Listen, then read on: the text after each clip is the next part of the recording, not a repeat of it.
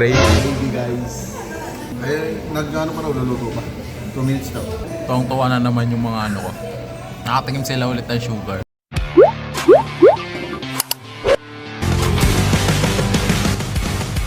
Yo guys, what's up? It's Mayron. So kasama ko si Tropa. Busy accounting. So tayo na 10 PM na and naisipan namin mag-FT kasi sa Monday kasi dapat talaga sa 20 pa yung start ng work ko. Since nakompleto ko na yung requirements, bigla silang tumawag sa akin kanina. Mag-i-start na ako this upcoming 13 sa Monday. And isa rin to sa gusto kong gawin kasi baka hindi na naman ito yung magiging routine ko pag nag-start ako. So naya ko si Tropa bilang busy accounting. Kumusta opisina pre? Bilang isang ano? Pinakamagaling. May mga ano kasi siya doon, may mga friends siya doon. Tapos ang daming new employee rin kasi sa opisina na dati kong pinag-workan na ayun nga. Isa siya sa mga boss doon kasi accounting siya. Boss. Saan tayo kakain pre? So ito sa Nabotas. Gaya nung second vlog namin, sunod-sunod lang talaga siya. Kanto-kanto. May Antox, may Ugly Burger, may Mercury, may Mang Inasal, may Chowking, may Jollibee. So ito yung pros kapag malapit ka sa munisipyo ng Nabotas. Wow!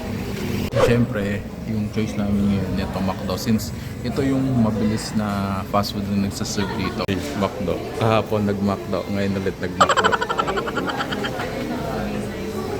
Goods naman dun sa kabila, sa tapat sa Jollibee. Kaso minsan kasi may times na hindi ganun kabilisan yung service. Kagaya nung kahapon, yung experience niya. Timing din umuulan nun, kaya kailangan namin magpadali. Okay, so ito na yung order namin. Kahapon kasi fried chicken yung order namin. Ngayon nag-chicken fillet kami. So yun, okay siya, good siya. Para sa akin, tipid din siya kasi 99 pesos siya. May kasama na siyang additional rice and may kasama siyang drinks. So yun, as usual kapag McDo, crazy. Baby guys. Gagi, ito na lang. Nag-ano pa raw, luluto pa. 2 minutes daw. 2 minutes, sakto. Pagka kahapon kasi nag-McDo kami, ngayon magma-McDo kami ulit. Maghihintay-hintay ko yung gravy. Sa McDo lang kasi saka sa KFC na malaki yung chance mo unrefill.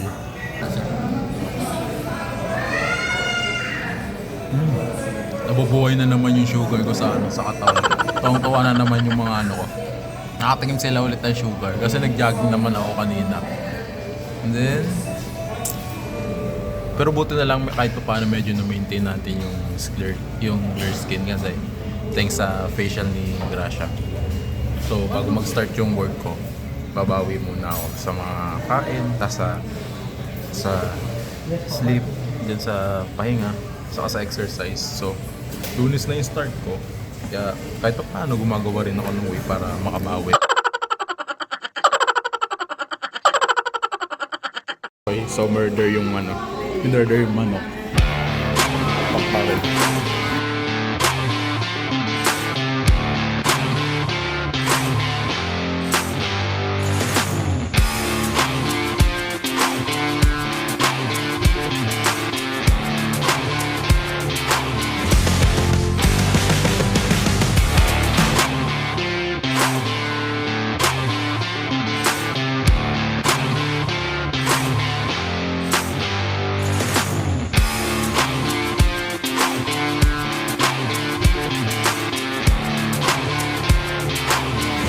Sobrang dilim pre. Usually kasi talaga pag dadaan dito, kalabang mo dito ang daming aso. Kabang tayo dito mga aso. Uuwi kami rabies. Tapos champa dito pa duman. May tapak na at may uuwi kami rabies. And ayun, that's our content for today. Don't forget to like and subscribe. Kita-kits sa next content. Bye-bye.